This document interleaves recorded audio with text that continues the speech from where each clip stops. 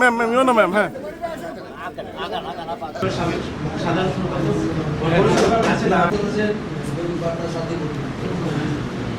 সকল মহোদয়কে আসন গ্রহণ করার জন্য এদের সামনে উপস্থিত রয়েছেন সাদিয়া উপজেলা নির্বাহী আমরা রফিকুল ইসলাম। আসসালামু আলাইকুম ওয়া রাহমাতুল্লাহি ওয়া বারাকাতুহু। আমি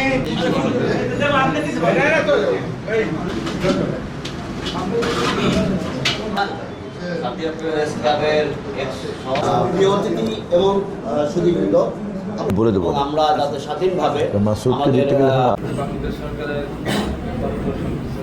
দিয়েছিলেন, তারপরে আমরা আগাইছি, কিন্তু সঠিকভাবে জনাব হাবিবুর রহমান হাবিব ভাই আজকে বা যত ধরনের সহযোগিতা করি সেই সহযোগিতা আমরা চিন্তা করছি যে প্রত্যেকটি গণমাধ্যমকে সংবাদ জনগণকে দেওয়ার আগে ওই সংবাদের ফ্যাক্ট চেকিংকে নিশ্চিত করতে হবে।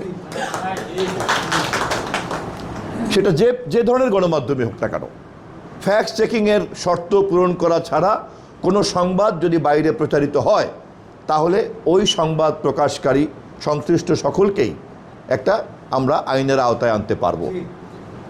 কারণ আমি আগে যেটা বললাম, অপতথ্য ছড়ানোর যে ঝুঁকি, তো সেটা মোকাবেলা করার জন্য ফ্যাক্ট চেকিংয়ের এই শর্তটাকে আমরা জুড়ে দিব গণমাধ্যমের দায়িত্বশীলতাকে নিশ্চিত করার জন্য। আমি বিশ্বাস করি সৎ সাংবাদিকরা সকলেই আমাদের এই ভূমিকাকে সমর্থন করবেন দায়িত্বশীল স্বাধীনতাকে নিশ্চিত করার জন্য। কিন্তু তার চেয়ে বড় সমস্যা হচ্ছে এই যে এখন সারা পৃথিবীতে প্রেস কিন্তু এখন আর প্রেস নাই, এর কিন্তু কমিউনিকেশনটা কিন্তু অনেক বড়। পত্রিকা পড়ে না অথচ তথ্য এবং খবর রাখে এমন মানুষের সংখ্যা কিন্তু অনেক বড়। তারা সবাই ভার্চুয়াল খবর নেয়, তাই না? সবাই ডিভাইসে খবর নেয়, সারাদিনে হয়তো একবারও পত্রিকা টাচ করে না।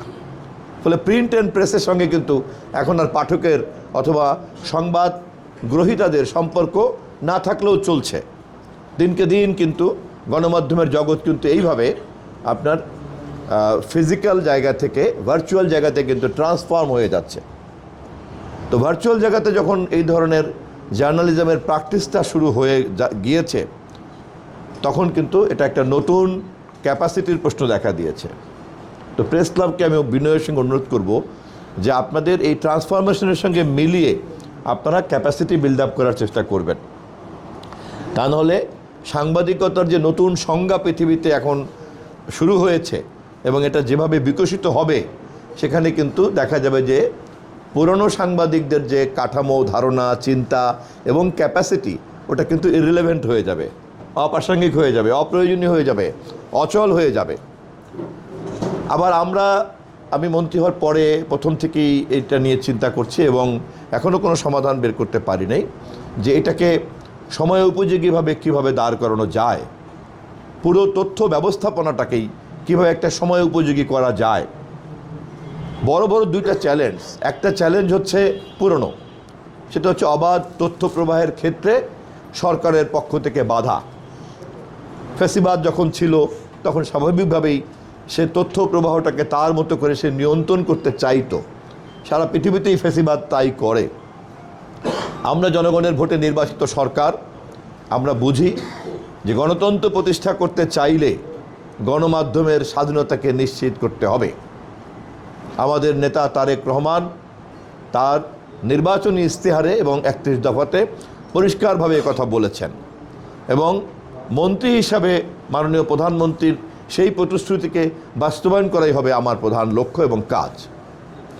আবার একই সঙ্গে মানুষকে অপতথ্যের হাত থেকে রক্ষা করে সুরক্ষা দেওয়ার দায়িত্ব কিন্তু আমাদের। স্বাধীনতা আছে বলেই ফেসবুকে যে কেউ অশ্লীল কথা তো বলতে পারে না।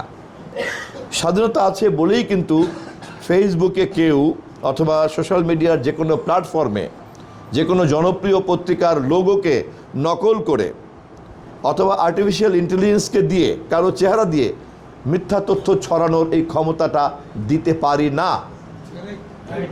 অতএব তার মানে হচ্ছে যে স্বাধীনতাকে আমি যদি একটা দায়িত্বের সীমানার মধ্যে আমি যদি না আটকাই তাহলে স্বাধীনতার নামে একটা নৈরাজ্য তৈরি হবে। অপতথ্য এবং বিকৃত তথ্যের মাধ্যমে সমাজ, রাষ্ট্র, রাজনীতি ধ্বংস তো হবেই, এমনকি নানান রকম বিশৃঙ্খলাও তৈরি হতে পারে।